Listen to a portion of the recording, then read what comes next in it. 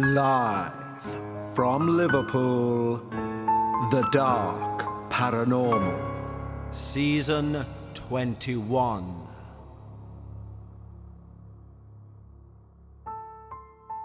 Hello everyone, and welcome back to episode 8 of Season 21 of The Dark Paranormal.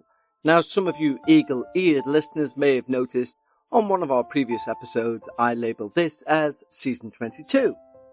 Talk about getting ahead of yourself.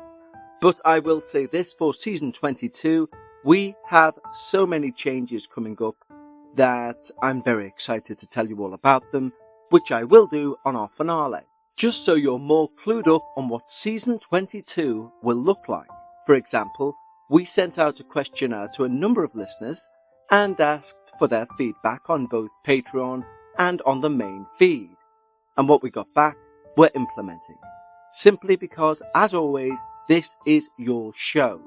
You come here to distract yourself from the daily routine of life, and also mainly because you're a fan of the paranormal. You want to know more about the mysteries that surround each and every one of us. And we want to make sure that you just get that. And that's as much as I can say right now, but believe me, changes are coming thick and fast for Season 22, and we have a major announcement for our season finale on Episode 10. And when I say a major announcement, I mean a podcasting first. And I don't mean in terms of the show, I mean a world first. A podcasting first in the history of podcasting.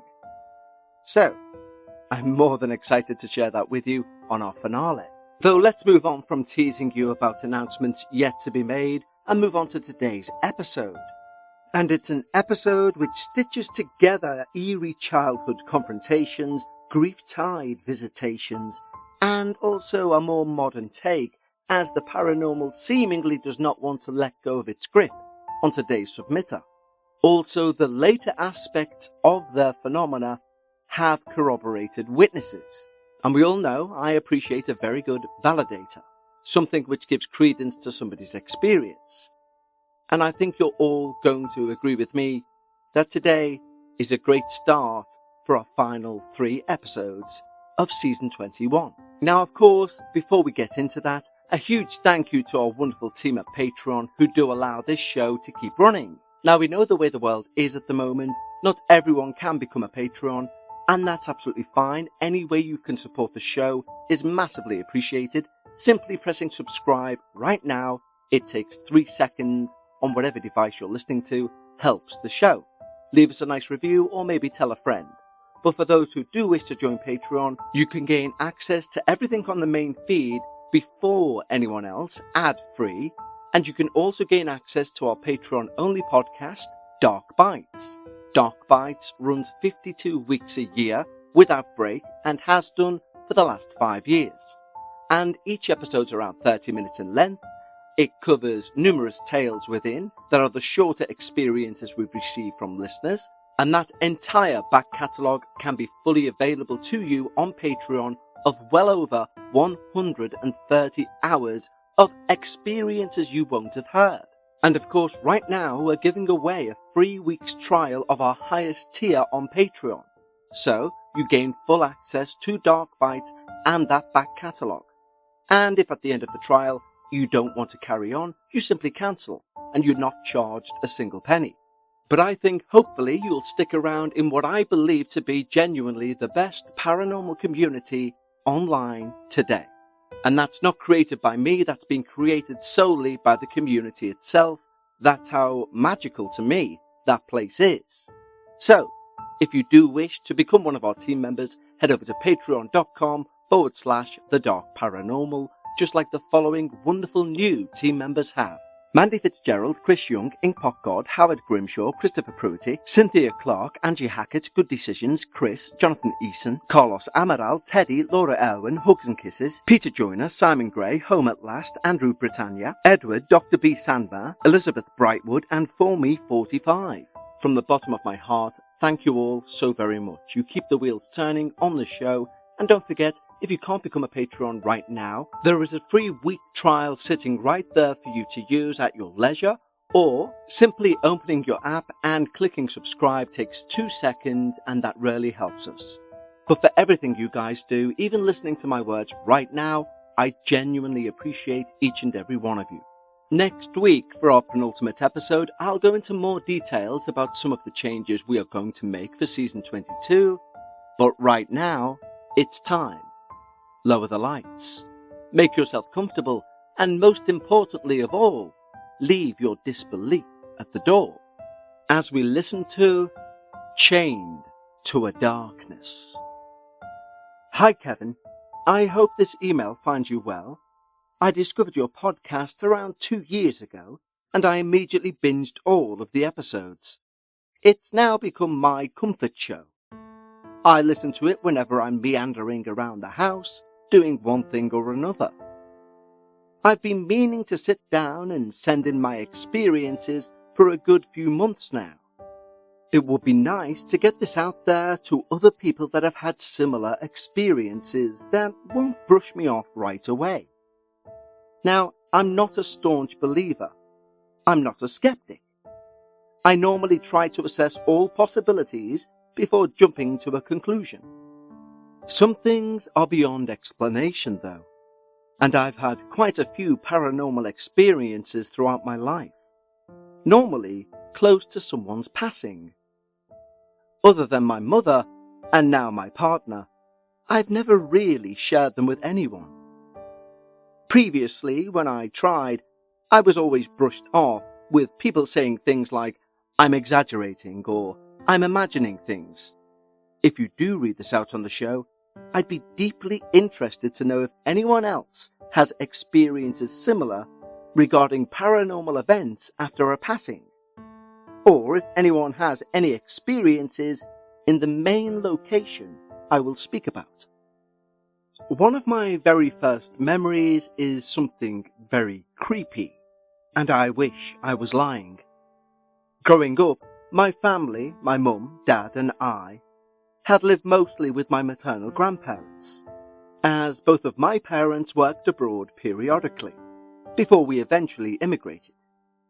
My grandparents would take care of me when both of my parents were out of the country. This happened when I was around 4 years old. It was bedtime and I'd just gotten out of the bath.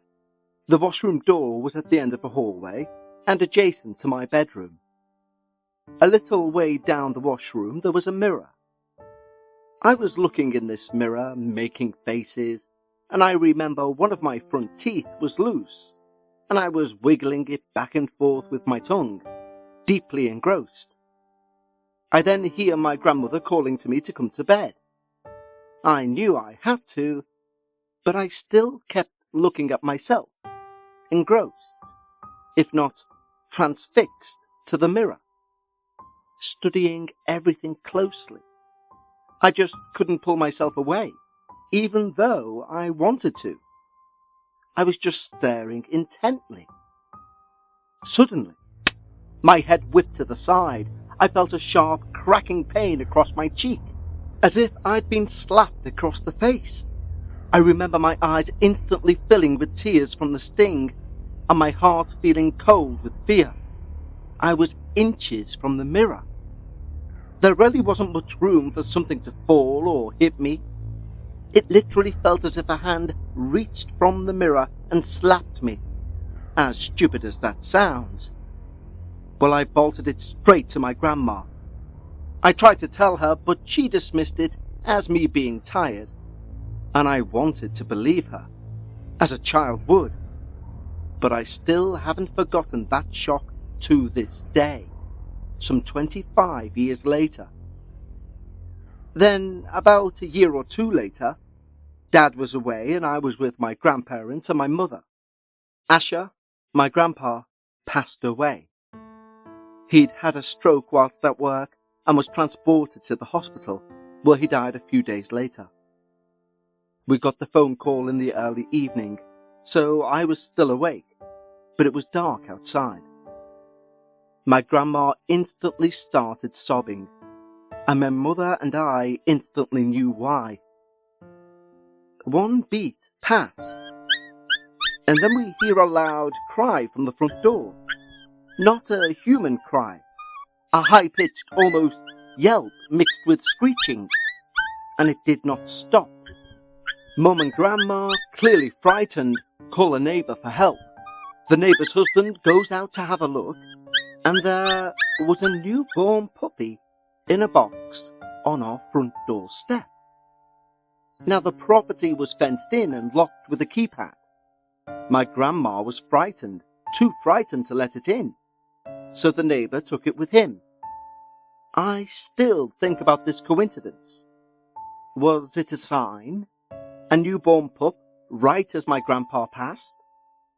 I'm still angry that my grandma didn't let the dog in to this day. My grandpa's passing was such a shock to me, forcing me to confront mortality for the first time. I hadn't given it much thought beforehand. In the year after, the atmosphere of the house changed, but not in a paranormal way.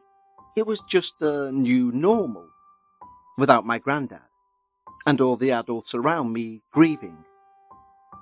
One day I'm watching cartoons in my grandma's bedroom, the one she would share with my grandpa, and the door was open, and I could swear that the door was swaying lightly in the corner of my eye.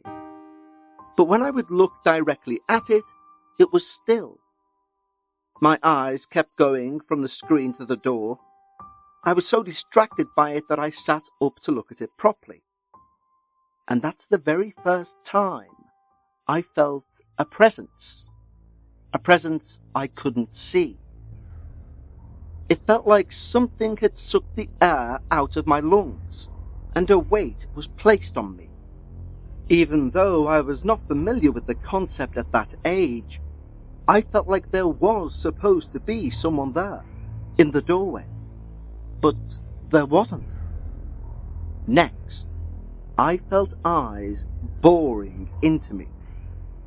Immediately creeped out, I ran straight out into my grandma. Shortly after that, my mum, dad and I moved to Canada. And that was my last experience there. Any return trip to grandma's was without incident.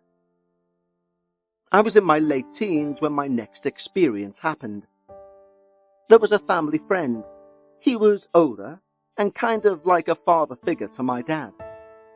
He had 3 kids around my age too, so I would spend a significant amount in their home. I lived with them for a full semester in my first year at uni, and at the end of my first year, he passed away. He'd had cancer for a while and had finally passed after a long battle. The night he passed, I had a disturbing dream. I was in this open park, one with a garden and a long trail that led to a dark, eerie forest in the distance. It was night, but moonlight gave good visibility. Behind me was a hill with a huge mansion-type house, brightly and warmly lit, loud laughter and chatter coming from it. It had such a warm feeling of home. The voices emanating from it were all recognizable. My family, my friends. On the other hand, the forest on the opposite side of the trail felt dark, scary, and intimidating. Not anywhere I'd want to be. And although it was just blackness beyond the shadow-cast line of the trees, I was still rushing down that path towards it, as I was following this family friend that had just passed. Although in the dream it still didn't register that he was dead. I remember I pulled at his arm desperately, trying to hold him back, as he was insistently walking towards this dark forest. I was begging him to come with me, crying, but he wouldn't even acknowledge me. He shrugged me off, continuing ahead. In desperation, I followed him. As we were at the edge of the forest, he suddenly spun around and violently pushed me back. He screamed at me to go back to my mum and let him go. Screaming with such an intensity, I hastily doubled back. I'd never heard this tone from him before. I woke up gasping for air. What unnerved me when I woke up wasn't the dream itself. It was the part where he pushed me away and forced me to stop following him. It felt too sentient. Not anything like a dream or a nightmare, hence me bringing it up. I didn't want to say it, but it felt like in the dream, when I almost went to the edge with him, that was some crossing point to the other side. And that's why he forced me back. When I told my mum about the dream, she agreed. In fact, she voiced that opinion before I told her my feelings. However, she backtracked. She told me to cut it out, saying, "You're thinking too much." Basically, she didn't want to continue the conversation. This man's house was a second home to me. I was exceptionally comfortable there. But on returning, it was different. I got there and we all had something to drink on their front porch. I hadn't actually gone into the house yet, and I got up to go in by myself to use the washroom. The house was empty, and I walked into their foyer. They have a large plant that almost reaches the second floor of the house. It's a statement piece at their entrance. It's the first thing you see when you walk in. And again, for the second time in my life, I got that feeling. Someone is there. I know it. I'm not scared in a way that says I'm in danger, but I am scared of the oppressive feeling of being watched by the unknown. I forced myself to stay still and focus, despite my urge to run away. I slowly walked to the washroom, still feeling eyes on the back of my neck, the hair on my arms standing up. I used a different exit to go outside again, and when the hosts saw me, they all laughed, asking why I took the long way around. But I'm comfortable enough with these people that I told them the truth, and the mood changed completely. They look at each other, dumbfounded. It turns out after their dad passed, the kids had called a medium to come to their house for either a blessing or a cleanse. And the medium told them their dad is clinging to that tree or plant in the foyer and to take care of it. Well, I was speechless. To have something like that validated, it made me feel better. I knew it wasn't all in my head. Just 1 year later, in 2016, my dad had a sudden heart attack and passed away, very young. I was delirious with grief. I felt like I was robbed of him too soon. I was only just starting life, and he was my biggest supporter, my best friend. After his death, I was bombarded with the dreams of him. Some disjointed and fuzzy. It was definitely my subconscious trying to process the extreme trauma of what happened.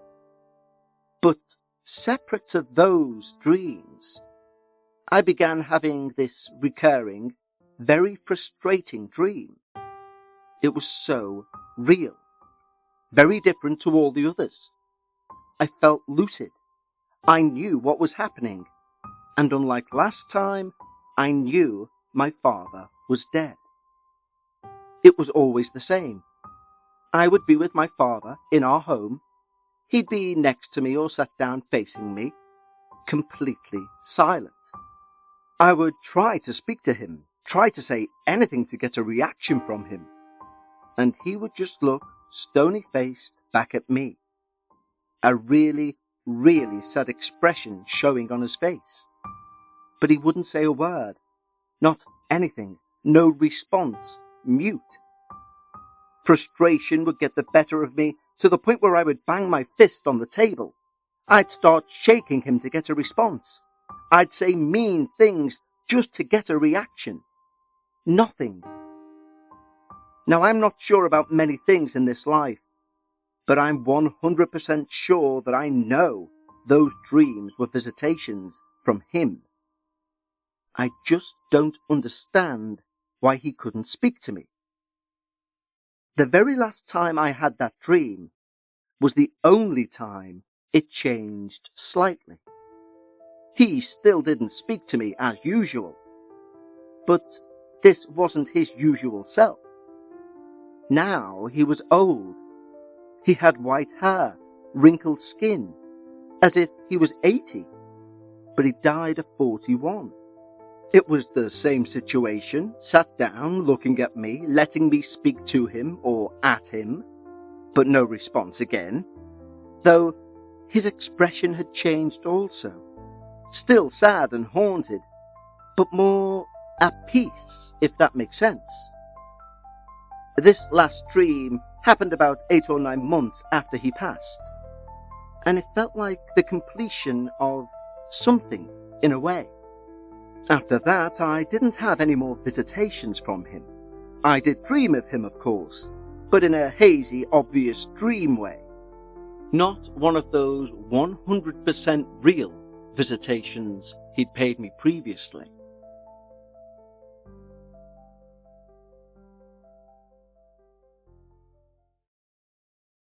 A few years on, and I just started dating my now boyfriend. We had a rocky start to our relationship, often arguing, breaking up, getting back together, etc. But whenever we would get into it, he would have something unfortunate happen to him, almost instantly, like an instant karma. It even became a little joke between us. He would say, "I shouldn't make you mad," and he would say he thought my father was watching out for me. All in good fun, of course. Or so I thought. I was at his house one night sleeping over, and we were going in and out of the kitchen to his backyard for a barbecue. It was a nice, warm night, and the relationship had finally settled. Life was good. We were having a lively conversation, the back door open, and I'm in the process of handing food to him, when suddenly in the back room behind us, we hear a loud knock. It was unmistakable, and we both hear it. It was a pattern knock, one I instantly recognized. I had to look at him and ask him, "Did you hear that too?" He nodded. I was so shocked because I knew that knock. If my dad would ever arrive home from work late at night, he would knock in that certain pattern that only he and I and my mother knew. It was like a secret code so that my mother didn't have to open the door to people she didn't know at night time. I kid you not, it was the exact same knock that came from the back room, and there was nobody in the house. I explained this to my partner, which is when he finally told me about why he's been saying my dad is watching out for me. He said about a little over half a year after we started dating, he had a terrifying experience. He was in his garage working on some motorcycles, and mounted across from where he worked, there was a large mirror. He'd just hung up a call with me after a pretty intense argument, and he was trying to work, lost in thought, ruminating over our issues and trying to focus, when he felt something behind him. Looking up into the mirror, he froze, and an icy chill ran down his spine, because in the mirror across from him, he saw a dark, ominous figure stood behind him. He could make out no features and described it like a dark mass. He looked at it for a few breaths and then spun around, and there was nothing.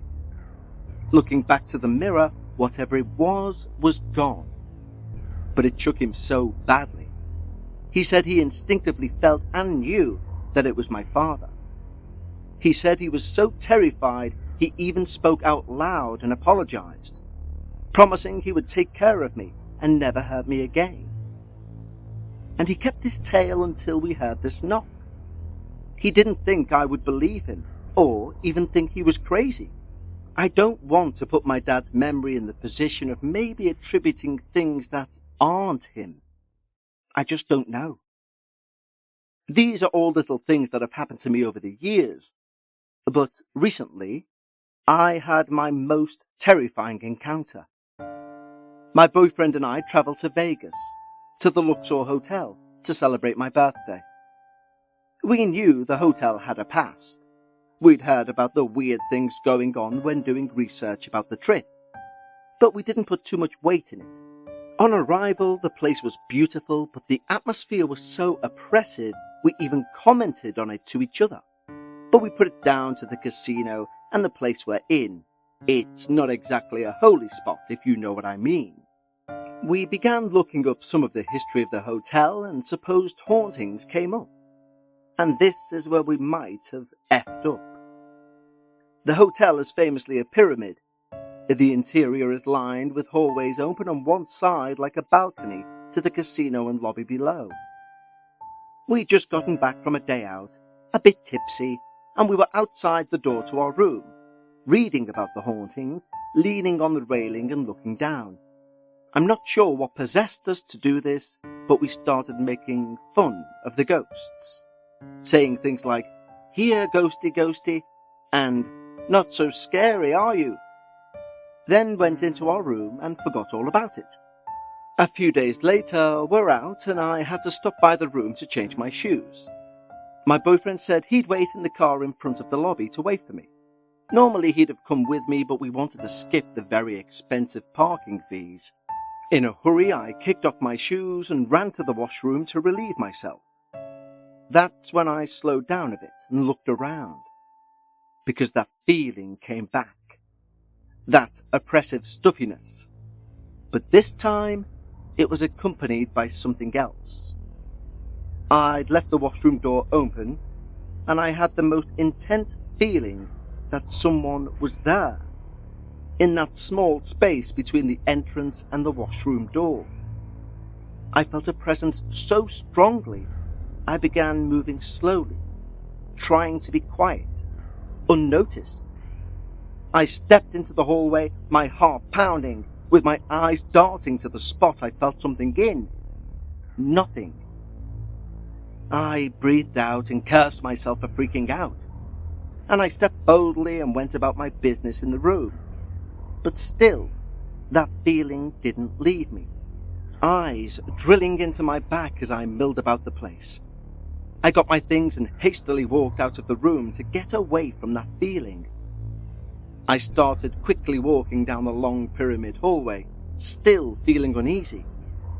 I had the feeling that there was someone behind me all the time, so I kept looking back. No one. I felt like a kid running up the basement stairs after turning off the light.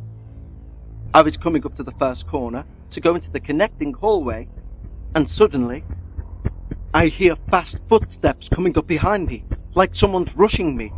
In a rush of adrenaline, I bolt forward like I had a lion on my heels. I rounded the corner, clutching my purse to me. I thought, I'm about to get robbed. Looking back whilst running, I came to a confused stop. The hallway behind me was deserted, and I was high enough up that sounds from below were just a low lull. The footsteps stopped sometime after I started running. I tried to push my feelings down, calm myself, thinking the drinks from dinner had got to me, but still rushing to the elevator that was just around the corner. The whole time I walked down, I kept checking behind me. Of course, there was no one there, and though the heaviness was still there, I stopped feeling eyes on me, if that makes any sense.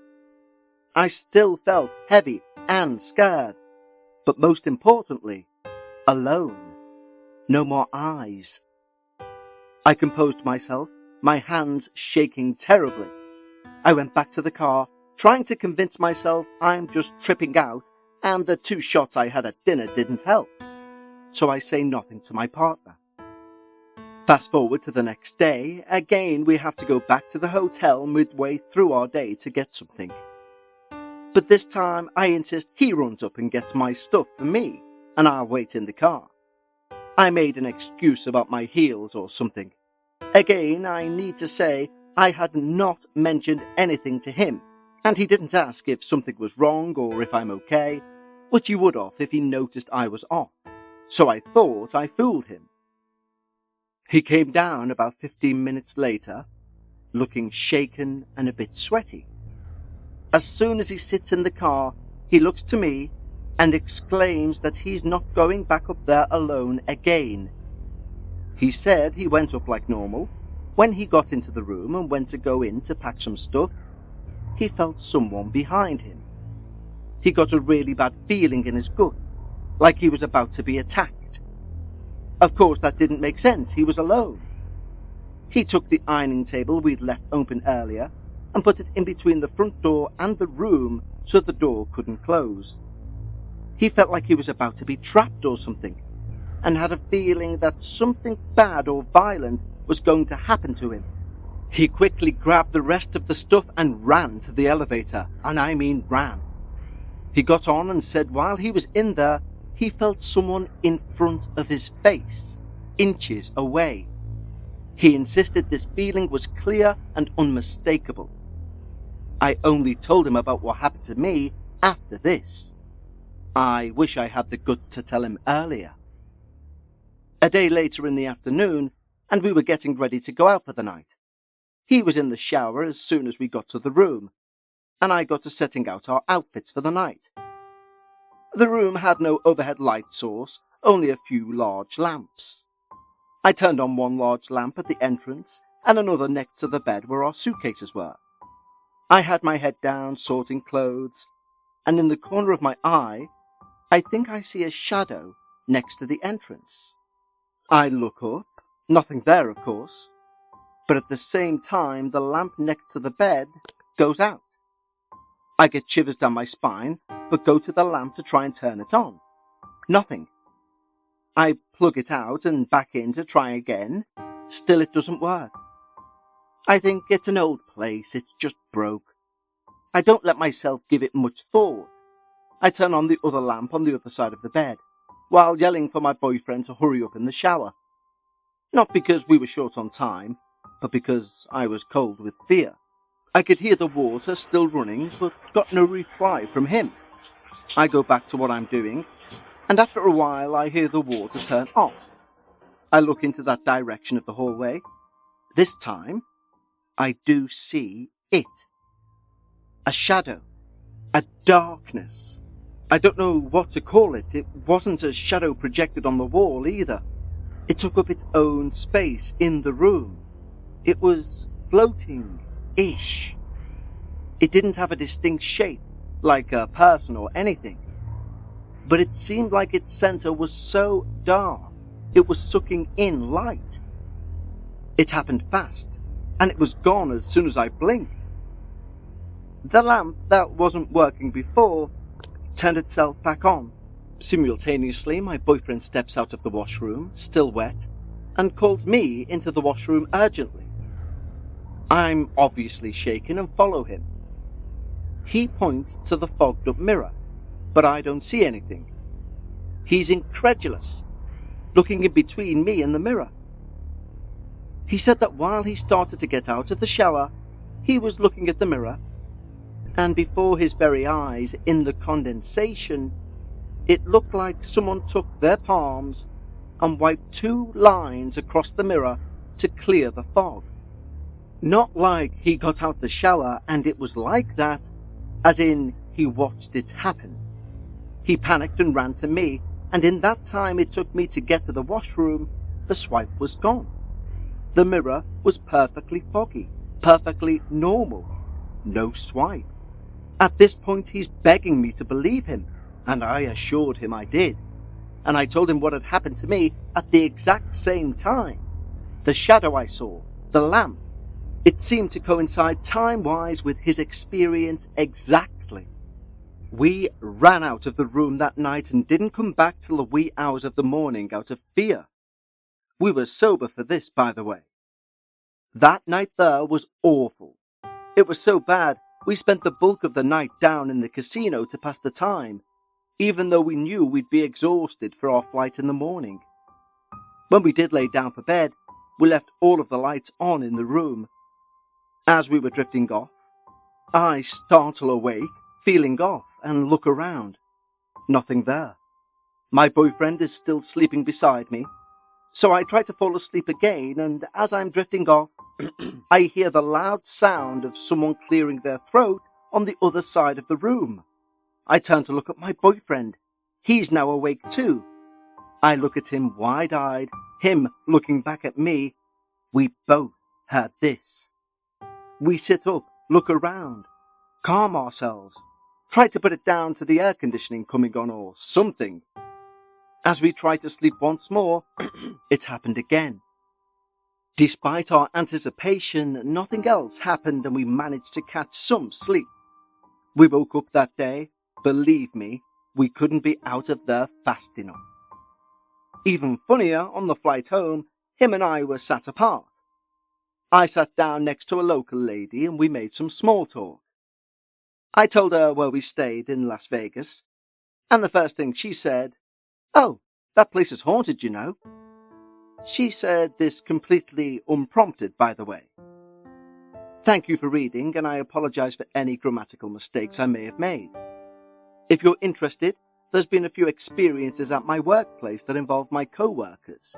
I can ask them for their permission to send them if you wish. Best wishes, Anonymous. Now, thank you, Anonymous, and of course I've named this person Anonymous because they did not include a name within the body of their experience. And again, just to reiterate, if you do want your name acknowledged for your experience, please include it within the body of your experience when submitting your experience, or I will assume you want to remain anonymous. But wow, the litany of paranormal experiences that you've described there makes me think, A, you have some sort of gift, but also your boyfriend has experienced two within the same experience, or should I say, within the same email. And it's a fascinating series of experiences too. I'm completely with you on when your boyfriend saw this dark mass, and you not necessarily wanting to attribute that and the fear it induced in your boyfriend to your father. And it would be interesting to know if your partner had any friends or family who passed over in recent years during that time that may have appeared to say to him in the same way, "That's not how you speak to a lady." But there are also that many things within this one email I could do a full hour picking things out and theorizing about them or asking questions. So for example, who's to say this dark shadow isn't a relative in the slightest, or a friend in the slightest? Maybe it's an attachment to your boyfriend.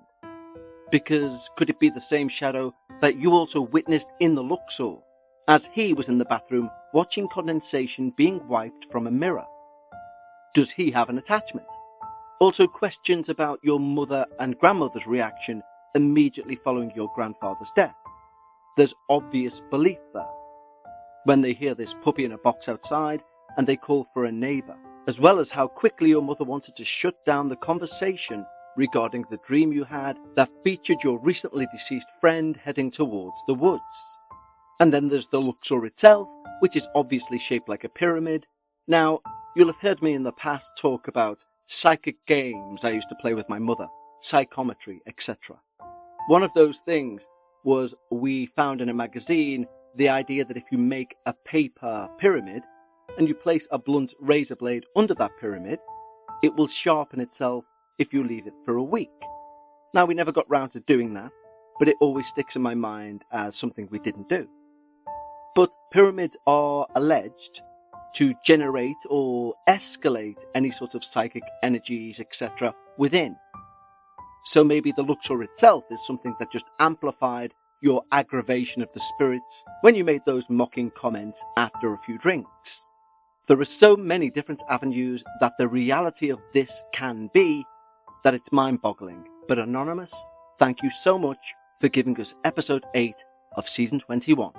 And so, we'll end it there. Don't forget, you can sign up to our Patreon for a free week by either clicking the link in the show notes or going to patreon.com/The Dark Paranormal. And until next time, remember, whenever you're discussing the paranormal, always try to leave some of your disbelief at the door. And I'll see you next time right here on The Dark Paranormal.